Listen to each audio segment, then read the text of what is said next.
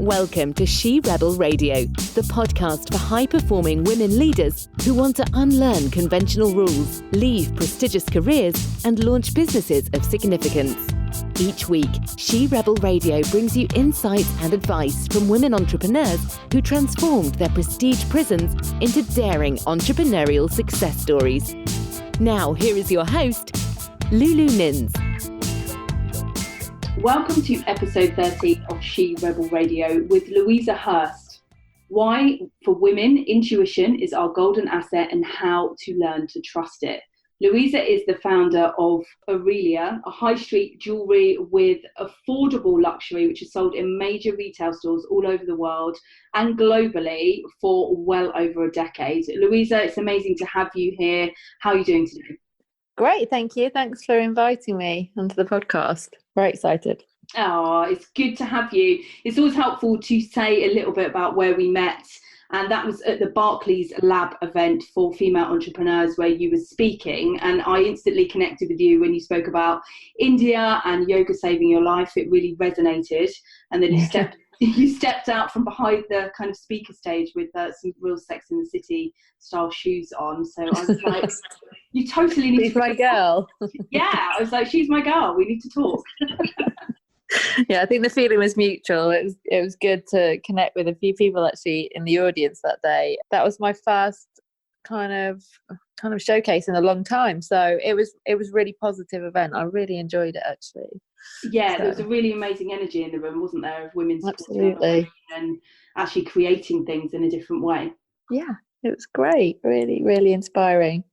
Amazing. And I love a queen of reinvention, and I totally feel like you are one of them. So I can't wait to dive into how your intuition has driven you forward this past 15 years. So let's start and rewind back to 2005 when you were working as a buyer for a number of companies, but I think you worked for Accessorize at that time. Is that right? Yeah, that was my kind of last role in the high street. I'd kind of worked my way up to that role. At the time, it was the coveted jewellery role at high street level. So it was a brilliant opportunity. I really enjoyed my time there. Yeah, I was there from probably 2002 to 2005. Amazing. And it was in 2005 that you decided to break out into your own brand consultancy. What was happening at the time that led you to that decision to break out and do something on your own? Oh, I suppose a lot was going on personally. I always have this kind of saying that the kind of universe pushes you in certain directions. Unfortunately, my dad had got poorly that year, so I booked off to have a sabbatical and ended up in Thailand in 2004. And everyone knows what happened. Boxing Day, tsunami, it was kind of life-changing. So I was lucky enough to survive, but I was I was involved in it, let's just say. And it gave me that kind of wake-up moment. And so I just came back to London after my trip and said, that's it. I'm selling my flat, I'm leaving my job, and I'm out of here.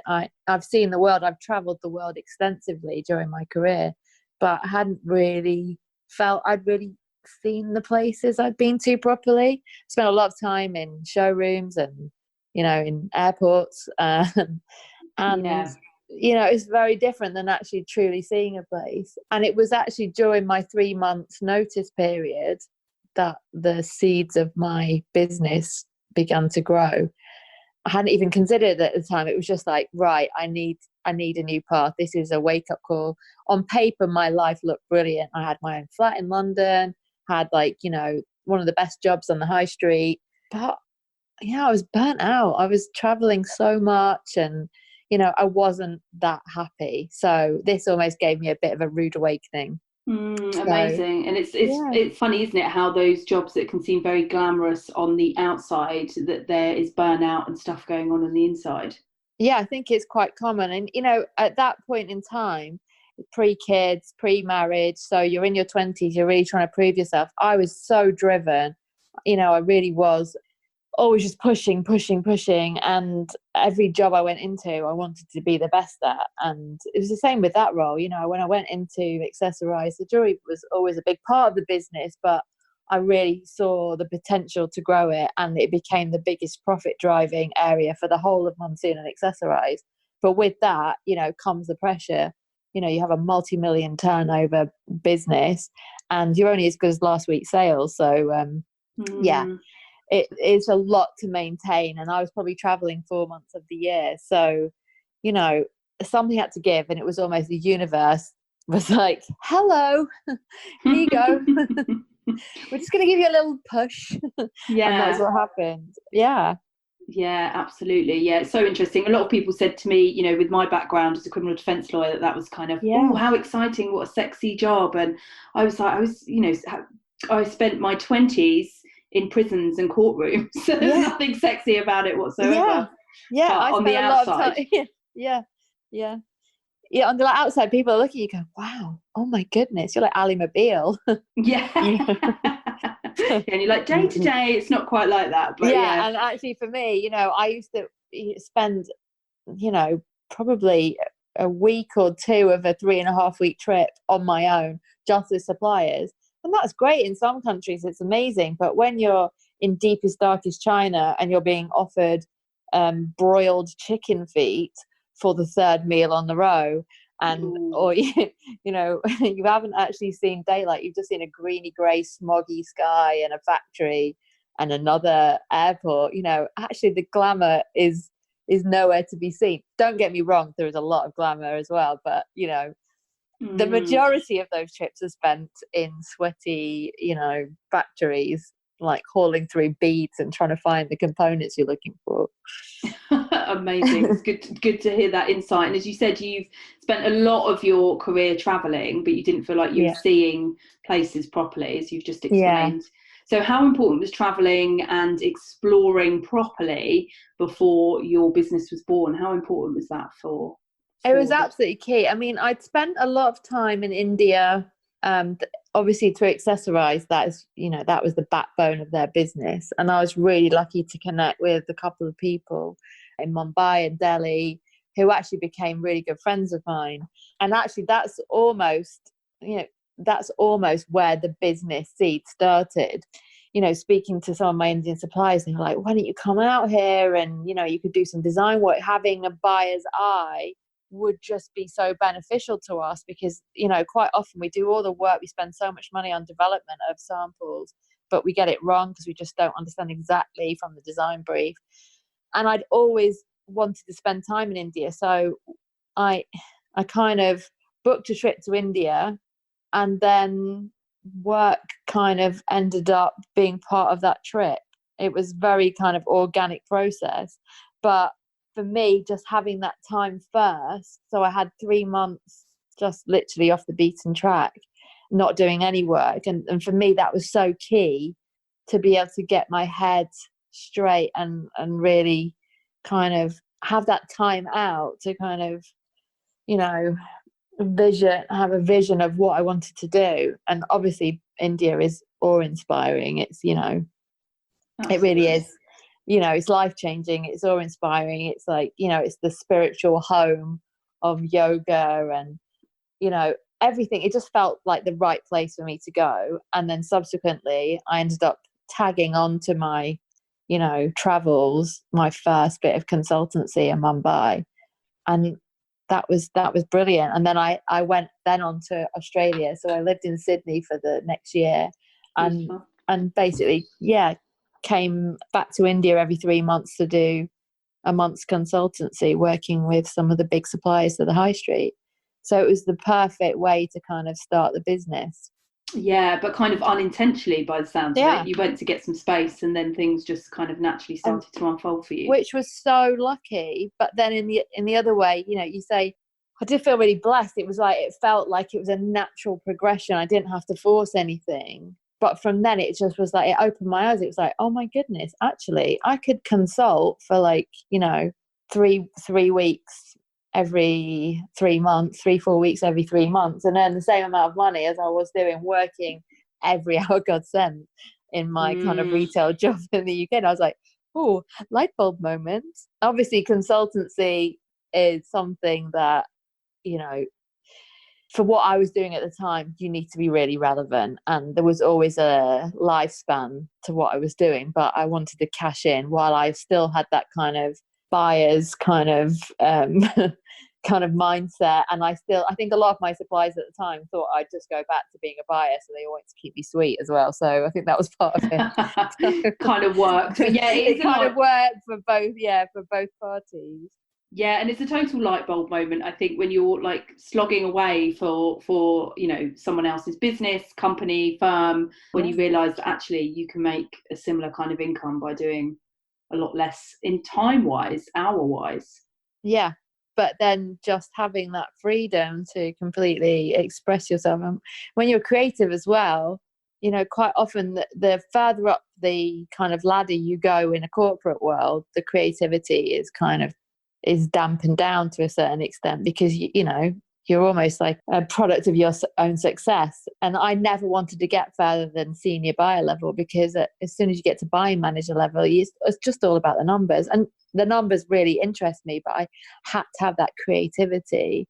And so to be able to do something where you're kind of owning the time and it's all based around your kind of creativity, it just worked for me at that point. And is it quite political as well, the higher you climb, as well as being about the numbers? Yeah, it is actually. And I let's just say I was always a bit of a rebel in the corporate world. I'm not very good at towing the line and kind of following that hierarchy. I really struggle with that. So I don't know, maybe that's something that's just inbred in the entrepreneur, that you are a little bit of a rebel. Bit wayward. Yeah. See, this is the synergy between us. I was she's a she rebel. Yeah, sure. Absolutely. And then it gets harder and harder to fit in. And I think, I don't know if you found, the older I got, the more that side came out as well, the more I was absolutely. Yeah. And I was pushing back. And I think the thing is, in all of the roles, and I never stayed in a job more than 2 or 3 years, I used to get bored quickly and want the next challenge, because as soon as I could do the job, I was like, right, bored. And even if it's a massive job, my department Accessorize used to turn over 2 million quid a week. It wasn't small numbers that I was responsible for. But once I got the pattern, once I kind of, it took me probably about a year to work it out, to kind of really get into the swing of it. And once I did, I was like, okay, then the next year's good. Then I was like, right, I'm bored. Yeah. And that's the thing, when you've got your own thing, you don't get bored, because you keep going and keep diversifying, and you're your own kind of worst enemy in some respects, but you do just keep pushing on and keep kind of moving on. So you don't have that opportunity to get bored. And also you have to do everything, don't you? Yeah, so. All the things. Yeah, and it can grow and change direction and shift with you as well, I think, which is really important. Without taking into account the hierarchy, as it were. Yeah, absolutely. Definitely. Yeah. So how has your intuition and yoga, you mentioned about yoga saving your life, totally the same for me, how have those things guided you over the years?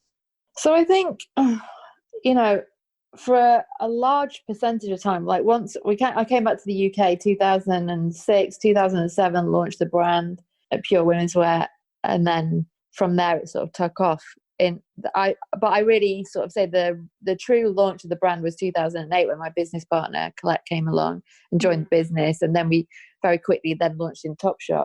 So I think in those early days it was almost like we didn't even have time to think. It was just the two of us, working flat out, just being super organized. That's the absolute key thing. We were just list writers and super organized. But to be honest, at that point in my life, between us, we did a tag team. We had 5 children over 5 years, a bit longer than that, maybe over 6 years. It was crazy. We were just like, one of us was pregnant and the other one had a baby, then da da da da da. So at that point in time, it was probably just 2 women just going for it, and it was like high growth time of the business, and we almost just were surviving and just getting stuff done. It was probably as the business kind of gets to a certain point, and then the kids get a little bit older, and then you have time to kind of regroup. And then at that point, because I think when the business is in this kind of high growth curve, which, if you've got a winning formula in a kind of retail brand, you're going to have that phase. It's almost like you're firefighting just to do it. You're just launching. It's amazing. And you're so buzzy and high from it. It's when things start to slow down, which they always do, because you can't continue at that pace. No. So it's almost at that point where your intuition has to kick in. And I think that's when you really need it. And there was times where we probably lost it a little bit and stopped kind of believing a little bit in our own kind of gut instinct. And at that point, that was probably the only point in the business's kind of history, which coincided with a slowdown on the UK high street, which we kind of not made some mistakes, but didn't trust in our own intuition. But since then, yoga has been a massive part for me. It's almost like that was the same point in time when I was like, oh my goodness, this just feels like so stressful, so overwhelming. And I started my practice more regularly. And at that point in time onwards, it was like, right, okay, we've just got to knuckle down, get back to that founder entrepreneur spirit, get back to this business, which is a kind of startup mentality. And then, everything changes. You get the energy back, you get engagement from your staff again, you take the business in new directions, you trust and you keep trusting. But for me to be able to do that, my yoga practice has been absolutely fundamental, because it just allows you that time to get out of your head and like process, and then you can come back, oh right, okay, then you just have these little moments of clarity that maybe you can't find in everyday life when you are doing the juggle, which we, as women, you are doing it all, aren't you? Yeah, and it's all about the doing and not the being, which I think yoga helps massively. Yeah. With the being, so many ideas for me come when I'm on the yoga mat, or just come off it, instead Absolutely. of when you're sitting there thinking about business in inverted commas. Yeah, definitely. So important. So what's happened, and you covered that a little bit within that, in terms of things going off track when you haven't trusted your gut and intuition, and that's something that you've noticed. Yeah, absolutely. I think basically, it got to 2015 and we've been running the business. I've been doing it for 10 years at that point. We had at that point, probably, I'm just trying to work out the age of the kids, 2 2-year-olds, a 3-year-old, a 4-year-old, a 5-year-old. We were exhausted, and we'd grown this business. At that point, we probably had, our payroll was around £1 million. I mean, it was, consuming. And suddenly, it was the first kind of slowdown on the UK high street. It was like, wholesale business had really grown. Our web was really quite slow still. And we got approached by someone to come in and help us, who had a really kind of glowing career behind them at a very senior level, just to help us kind of take it to the next level. And unfortunately, we kind of took our eye off the ball a little bit and trusted in someone who didn't have, the right understanding of a business like us. He'd come from very big retailers. So Right. I think at that point, trusting in someone rather than trusting in ourselves was really detrimental. But again, I think what we've always been good at Orelia, both myself and Colette, is diversification. And that was probably a close point. That was a tricky point, and we had to kind of work through a lot of change in the business in a very short amount of time. But actually, so many businesses you see on the high street, there's some of the stalwarts of the British high street that have been there since we were kids have fallen. Yeah. So many of these boutique brands that also launched at the same time of us. So, you just can't survive unless you're offering something different. And what we've been really good at since that time is going, right, okay, let's get back to grassroots. What do we offer? We offer a point of difference. We have collections every season. We don't just run the same lines. We are a fashion brand. Even though we're boutique, we're a bridging brand between high street and designer. We are a fashion brand, and we offer new collections, but we stay true to our heritage. We don't try and be everything to everyone. And I think because at that point our Topshop business was so huge. I think we were almost trying to compete too much in that market and ignoring the heritage of our brand. And that's what we've got back to. It's like, this is what we are. We do have concessions in Topshop, but actually our wholesale business has grown, considerably over the last few years, because we're really true to our handwriting, offering that point of difference, offering new collections, throughout the season. There's always newness. And then web, we really focused on that. We were like, right, okay, where can this business, where can we take it going forward? We've tried to do everything in-house without the expertise. We suddenly were like, right, okay, we need to find the right person to come in to manage the website. And again, we found an incredible woman who was working up in London before children for Estee Lauder, big job. But she then had twins and realised that actually she just couldn't and didn't want to do that commute every day. So we worked with her on a really kind of flexible, not flexible contract, but a flexible working hours. So, she works for us 3 days a week. This girl has come in and revolutionised our online business. It's incredible. We are now, we've diversified. We've taken some of the money out of the concession business and really invested in online. And now this is our biggest growth area of the business.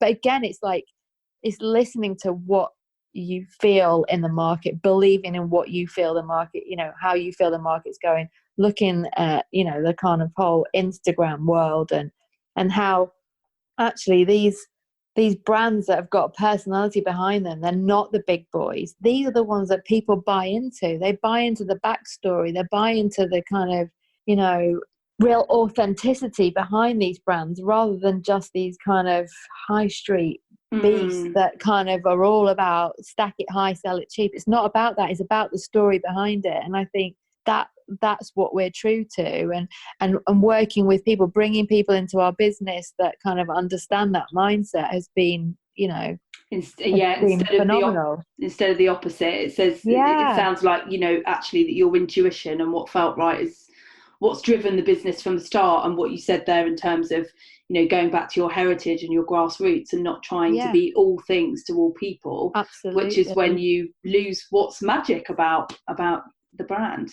Absolutely. And it feels now like we're in a really good place, better than ever, and, we're really lucky. Some of our staff have, still with us. One of our most senior buyers been with us now for 9 years, and she's, absolutely pivotal to the business. And we've got a few people like this in our business that are absolutely, the business wouldn't work without them. And it's about kind of, giving power to those people that are actually running the business and focusing on, all their kind of individuality, that actually that, they've really input their passion, because they're really bought into this kind of startup mentality business that we always have been. And for a little while we just tried to play with the big boys, and actually we realized we don't want to and we don't need to. Let's stick to what we're good at, and then this will carry us through, because we're not trying to compete on a high street level. Why is that important for women in particular, in terms of intuition and following that? Why do you think we have a power in that arena, and that it's a real asset for us that men have, but maybe not to the strength that we do? Yeah, I don't know. I think there's something about kind of the way our brains are wired differently to men. It's not any better or worse. We are quite instinctive creatures, and we're used to multitasking on a day-to-day. This is what we do, right? So there's something, the way our brain is wired, that allows us to do that.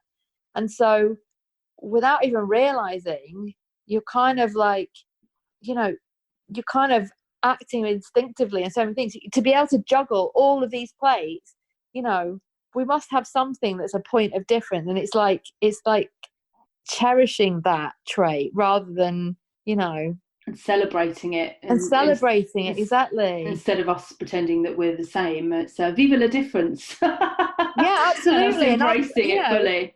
And I do think there's something about that gut, like we have, the female energy is all in the center. Like, we give birth to children sometimes. We don't all, but we have the ability, we have this kind of immense power in our bodies, and it's like, so listen to that. There's something just built into us in that kind of whole, if I don't know if the whole practice of like, chakras and the energy that flows through your body, and that kind of whole feminine energy. You can feel it. If you're stressed, where do you feel it? You feel it there. If you're like, where do you feel it? You feel it there. Instinctively. And if you just stop and listen to that, every single idea that I just knew it wasn't right, but you don't dare say it. But if you actually stop and go, just breathe it and go, actually, I'm just going to say it. Okay, we don't have to everybody change everything because I'm having a gut instinct here. But if you just vocalize it and keep talking about it, and then probably you'll come to the right conclusion. But if you ignore it, in my experience, that's when it's always gone a bit haywire. Yeah, and I think sometimes as women we can be reluctant to speak up because sometimes it doesn't, it might not verbally or mentally make any sense. Yes. So we kind of just keep it close, and then it unfolds in a way that we didn't want it to, and we're like, oh, I knew that was going to happen, I just didn't verbalise it. Yeah, absolutely. And I think, again, and I keep going back to this, but this practice of getting on your mat and just stopping. I mean, again, part of the curse, of being a creative and also being a woman is having this mind chatter that just doesn't stop. Yes. The internal dialogue is just there, and sometimes it becomes deafening. So I really find, doing some kind of immersive yoga, it just stops that chatter. And actually it's like, right, okay. And then it might just be one thought or the first thing that pops back in, and suddenly it's like, okay, it's just trying to stop the noise and find clarity in amongst it. Yeah, that clear thread that comes out of all of the mind chatter is the real power of following it. Sure. So we're totally aligned on that. And the name of your business, Oriela, which I kept on saying wrong. Orelia. Yeah, it's really hard to say. What's the meaning behind that? And it's a real feminine thread that runs through it. Yeah. So at the time when I set up the business and was ready to launch the brand, 2007, like old-fashioned names first became, fashionable. But I was really mindful of the fact that I just didn't want it to be dated because it was a brand rather than naming my child, And as I researched, I found the old-fashioned spelling of Orelia is AU, and it means golden light.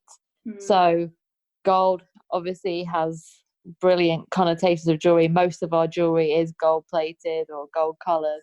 And then light, what do we need shining through us? What is the energy that pulls us together, So it just felt like it made sense. So I was like, great, Orelia, there we go.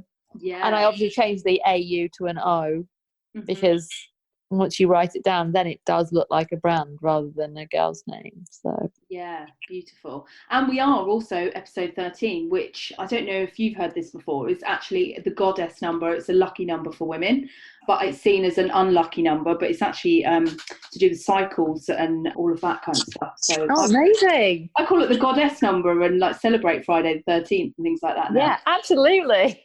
I love that. I'm definitely going to start. To say. Yeah, seeing as a lucky feminine day and not an unlucky one. Well, there you go. It's all as it should be. Total synchronicity here. Yes, definitely. And you've made recent changes and are reinventing yourself again. How did your intuition support you this time in terms of it's time to change direction and shift your focus and make So I think basically after kind of steadying the ship, and then, we relocated the business to Worthing, and got everything kind of as we were happy with in 2016. So, I mean, that year was pretty hardcore. I split up with my husband after 11 years, which was tough, but I carried on in the business, and he was working in the business too and he continued to for the next 8 months or so. But it was a really tricky time trying to work through personal stuff and keep the business going. So it got to April last year, and it just felt like, the business was now running itself. My incredible business partner, who joined the business 3 years after I'd kind of founded the original consultancy, still had so much more energy for it. And I felt like I'd almost subconsciously made myself redundant from the day-to-day. Obviously still really, really involved in it top line, but I just really felt that it was time to kind of step away from the day-to-day. So I did. And God, the first 6 months, it was almost, I didn't realize. And I've subsequently been listening to a lot of podcasts. Holly Tucker's Conversation of Inspiration. If you haven't listened to it, oh my God, amazing. Yeah, but some of the amazing entrepreneurs on there, I think Sahir Hashimi talked about when she, kind of sold out, which is every entrepreneur's dream, to actually sell out of your business and kind of walk away from. She had an incredible business, Coffee Republic, but even that, she kind of made enough money to never have to work again. She went into almost grieving process, because your first business is really like your first baby, and you kind of all consume with it. You give birth to it, you love it and nurture it. So to suddenly step away from the day-to-day running was a lot harder than I thought. But now I am so grateful for that. The business is thriving without me being in there all the time, which is great. We've got an incredible team, and I really feel I've got something more in me. I've been working with a number of businesses over the last year, kind of mentoring startups, which has been great. I really feel like I have learned so much on this journey. I've made a lot of mistakes along the way and, had some great successes. But if someone like me was there for us at the beginning and saying, right, girls, don't do this, do this, don't do this, or just a little word of advice, not even trying to give you all the answers, but just having a sounding board so you can talk through. Because the only people that were really available to us was, just through the bank. You might have a mentor through the bank, and quite often they were really outdated or, much older than us. And what would you say as well for women in terms of asking their partners?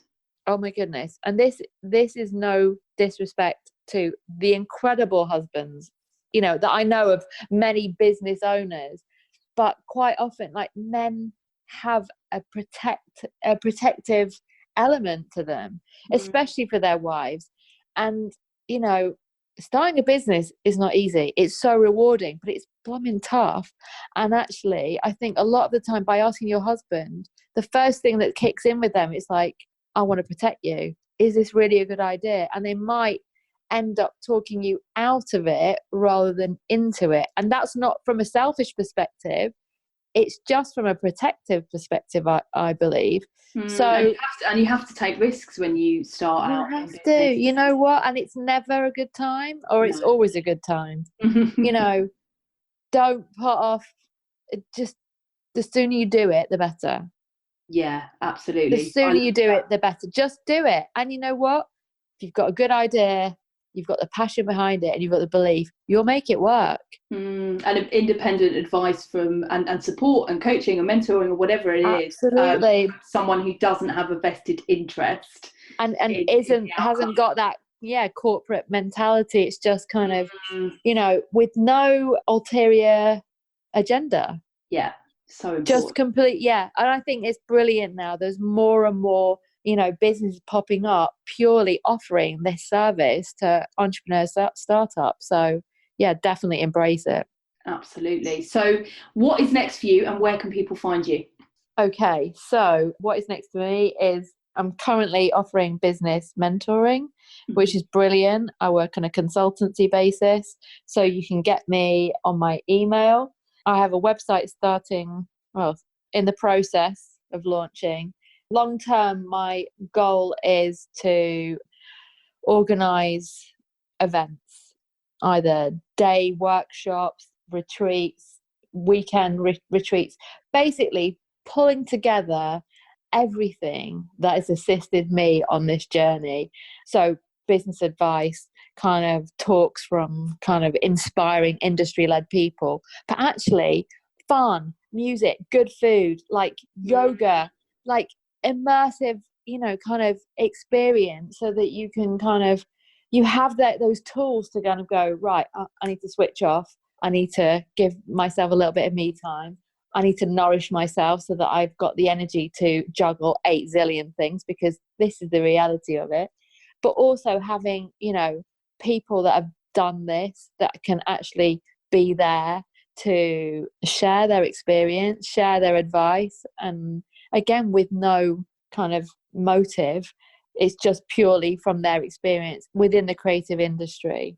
Yeah, beautiful. So watch this space, and we will put your contact details in the notes below. Thank you so much for sharing with us today. It's been brilliant. Thank you so much. I've really enjoyed talking to you. It's been really, really inspiring. Oh, so much. Yeah, and to you too. Definitely yogi buddies for sure. Yes. Thanks for listening to She Rebel Radio, the podcast for high-performing women leaders who want to unlearn conventional rules, leave prestigious careers, and launch businesses of significance. She Rebel Radio is executive produced and hosted by women's advocate and coach Lulu Mins. If you enjoyed this episode, make sure to subscribe so you never miss another episode. You can find Lulu Mins on Facebook and LinkedIn at Lulu Mins, and on Instagram at LuluMins_biz.